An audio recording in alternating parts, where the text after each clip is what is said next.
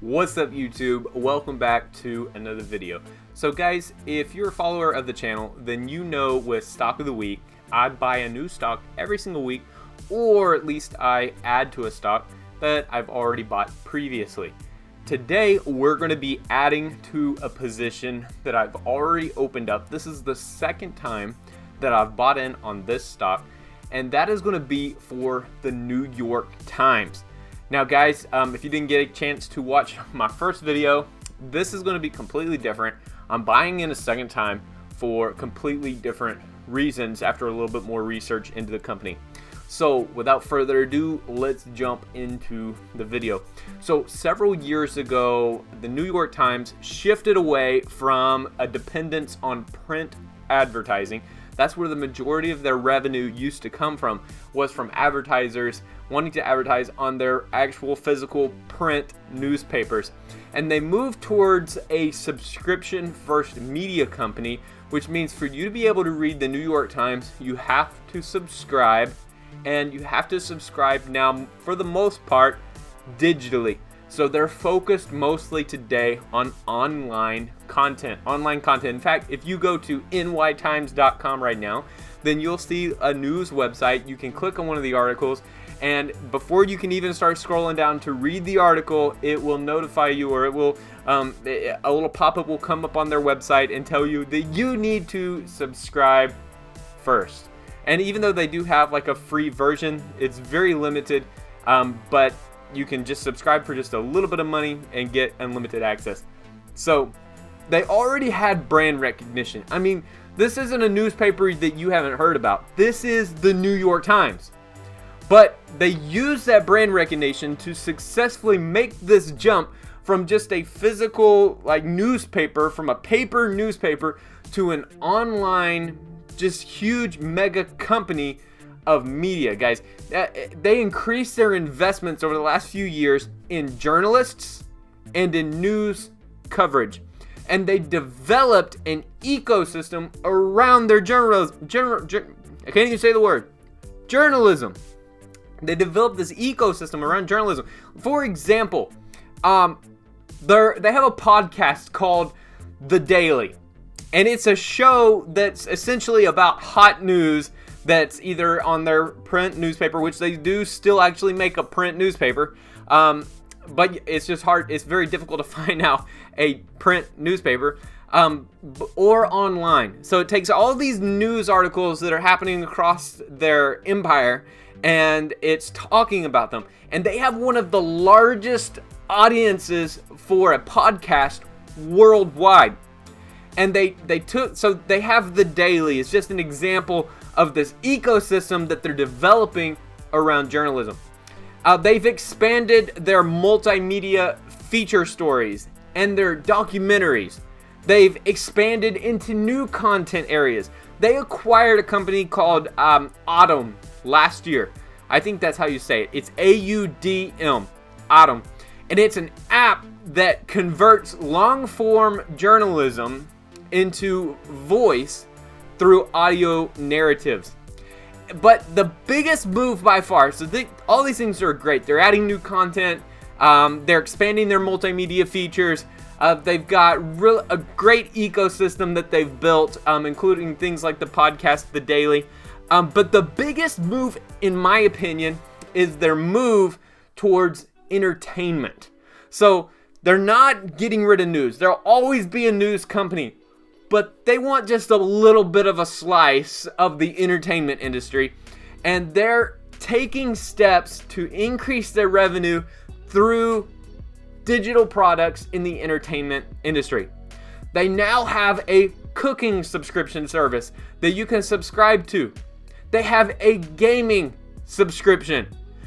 They have a crossword puzzle subscription. That's right, you can subscribe to the New York Times crossword puzzle subscription. And this is the thing, they have 10 million visitors to these entertainment digital products every single week. 10 million visitors every week. So let's talk just a little bit about the New York Times strategy so that you can understand why I'm seeing that this company, a newspaper essentially, is a good buy here in 2021. Even for me, a time for a second buy. So this isn't just a company I bought once, but this is something I'm saying I'm coming back for more. Their strategy. They have two things as part of their strategy. First of all, they have their subscription first strategy, which means you have to subscribe before you can access their content. And then, speaking of content, they want to make it content rich. Not only is there a lot of content, but the content is rich. It's not just, articles that people are throwing together, but it's been reviewed, it's been filtered to where you get the best content available. So that's their strategy. First of all, subscription first and content rich. And then of course, they're aiding their strategy with non-news revenue, like we talked about with the entertainment products that they're trying to develop. The New York Times today is completely different, totally different from what it was just a few years ago. And that's why I love this company. Because when most newspapers were dying out, and I talked more about this in my first video, the New York Times says, no, we're not just going to fade away. Let's change the company. Let's completely alter who we are so that we can remain relevant to the next generation. And it's working, because last quarter, their digital subscription revenue was up 38%. And it helped make up for their low advertising. They had an overall growth of 7%. Where other newspapers are fading away, New York Times is stepping up and they are accelerating their growth.